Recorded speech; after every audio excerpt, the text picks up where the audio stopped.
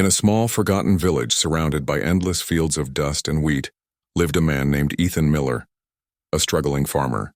His land was dry, the crops barely grew, and debts weighed heavily on his shoulders. Every morning he rose with the sun, hoping for a miracle, but life had given him only hardship.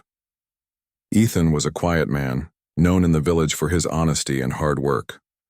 But in desperate times, honesty didn't feed empty stomachs. His wife had passed away years ago, leaving him alone with grief and a small patch of land that yielded almost nothing. He worked day and night, yet he could barely afford food, let alone repay the money he owed. It was during one of these desperate days that he was approached with a strange and chilling offer. A dangerous proposal. One evening, as the last rays of the sun painted the horizon, a black car drove into the village. Out stepped a tall, wealthy-looking man in a fine suit. His name was Mr. Grayson, a businessman with a reputation for cruelty hidden behind his polite smile.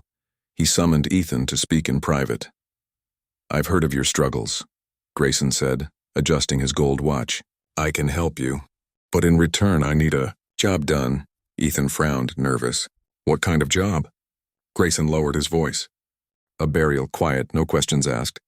You'll be well paid." Ethan's heart sank. "A burial? But who?" Grayson's driver opened the trunk of the car and Ethan froze. Inside lay a woman wrapped in white cloth. She looked pale, lifeless and fragile. "This woman has caused me many problems," Grayson said coldly. "Her time is over. I need you to bury her in the fields tonight. No one must know. Do this and your debts are gone. I'll pay you enough to live comfortably for years." Ethan's mind raced. He was desperate, but he had never harmed anyone in his life. Yet this seemed different. The woman already appeared dead. His conscience fought against his hunger. "Why me?" Ethan whispered. "Because you're invisible," Grayson replied sharply. "A poor farmer. No one will suspect you. Decide now, yes or no." The thought of money, of freedom from debt, of finally being able to eat without worry, it was too much to resist. Ethan's shaking hands clenched into fists. "I'll do it," he muttered. The midnight burial that night, under the pale light of the moon. Ethan dug a deep hole in his barren field. Sweat dripped from his forehead, mixing with dirt. His shovel hit hard ground, but he forced himself to keep going, driven by desperation. Beside him lay the woman, wrapped and motionless. Ethan tried not to look at her face, but a strange feeling gnawed at his chest. When the hole was finally deep enough, he whispered a prayer under his breath and lifted his shovel for the first mound of earth. He turned toward the woman to begin the burial, when suddenly her fingers twitched. Ethan froze. He thought it was a trick of the light, his tired eyes playing games. But then he heard it, a faint, broken gasp. Her chest moved, her lips parted, and then her eyes opened. Ethan stumbled backward, dropping his shovel. His heart pounded so hard he thought it might burst. The woman blinked, her lips trembling as she whispered, "Where am I?" Ethan could hardly breathe. "You're alive."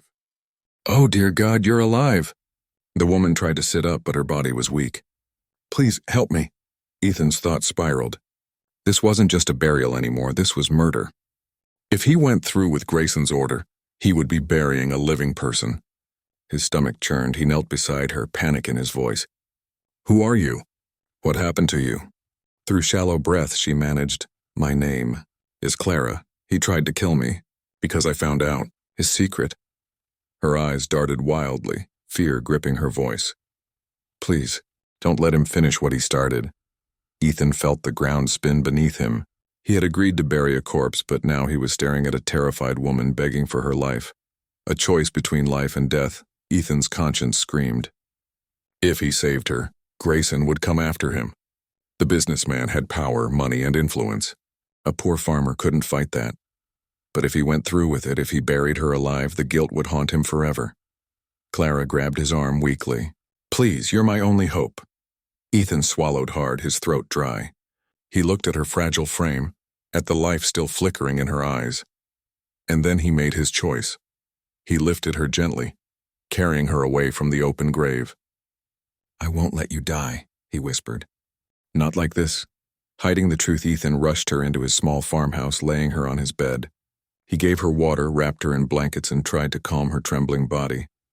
"You're safe here, at least for tonight," he said. Clara's voice cracked. You don't know what you've done. He'll come for you. He always does. Ethan felt a chill. Why, what secret did you discover? Clara's eyes filled with tears. He isn't just a businessman. He's running something. Dangerous. Illegal deals, stolen money, lives ruined. I found the documents that prove everything. That's why he wanted me gone. Ethan sat in silence, realizing he was now tangled in something far beyond his understanding. Hours later, as dawn began to break, a loud knock rattled Ethan's door. His stomach dropped. He knew who it was before he even looked. Grayson. Farmer, the man's cold voice echoed. It's morning. The job should be done. I came to see for myself. Ethan's heart raced. Clara gripped his hand from the bed, whispering, Don't let him see me, please. Ethan opened the door slightly, trying to hide his shaking hands. It's done, he lied. Buried deep. No one will ever find her. Grayson's eyes narrowed. He stepped forward, scanning the small house. Strange. You seem nervous. You're hiding something, aren't you? Ethan forced a weak laugh. Nervous? No, sir. Just tired from the digging. But Grayson wasn't convinced. He pushed past Ethan, his eyes sweeping the room. Clara held her breath under the blankets. One wrong move, and it would all be over. Grayson's gaze lingered near the bed, but Ethan quickly stepped in front. Nothing here, sir. Just my old mattress. Hardly fit for sleeping, let alone hiding anyone.